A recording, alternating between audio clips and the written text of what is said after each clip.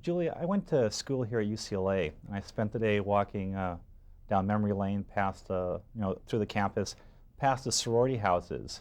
It made me think of the fact that didn't you used to work in a sorority house? Well, you certainly did your research, didn't you? Yes, I slung hash in a sorority house in San Diego, and that was fun. I kind of felt like an English scullery maid type thing. So, what did that experience teach you about life? How to make oatmeal.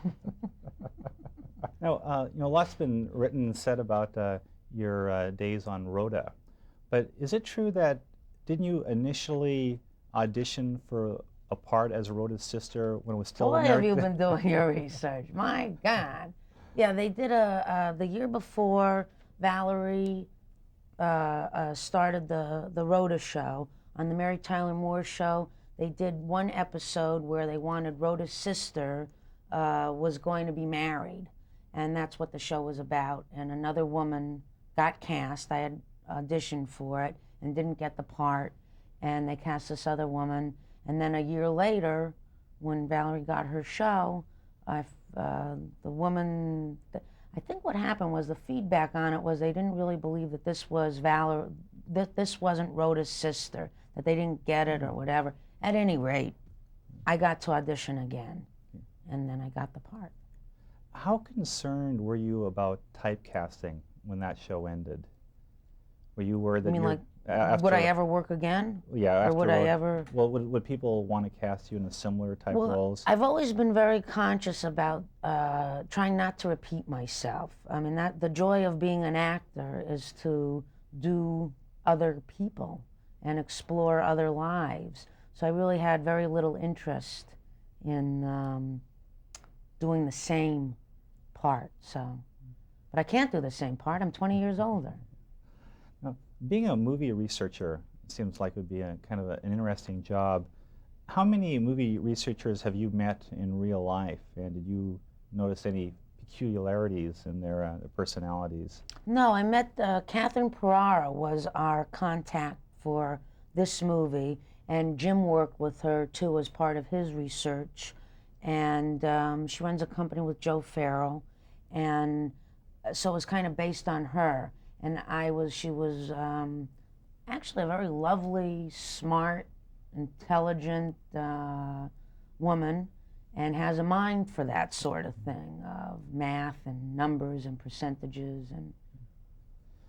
With everything But that's also, by the way, sorry, just interested in what people had to say. I mean, I believe that she's truly interested in what the public feels or what they have to say about a given product.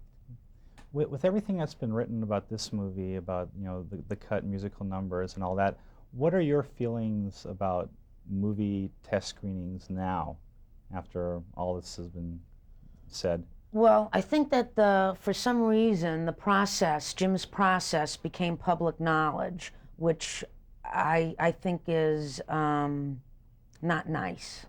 I think that it's none of anybody's business. I think it's interesting, but I think it was unfair because it was an unfinished product that was being discussed. So from that standpoint, I don't think it's fair. I think that Jim and others who use this research process use it specifically and individually. It can't be the same for everybody.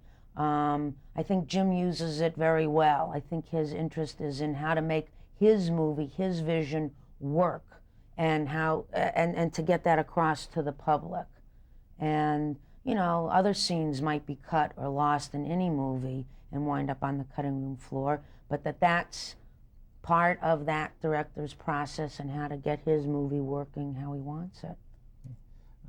You know, everyone always talks about the fact that you do the voice of Marge Simpson in The I Simpsons. also do her sisters, whom I love dearly.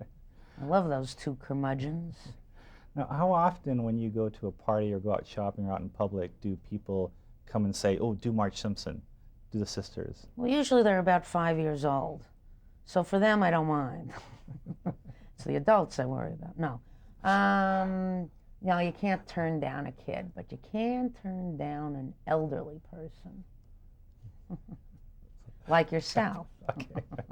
Okay, great. All right. Thank you very much. Thank you. Yeah.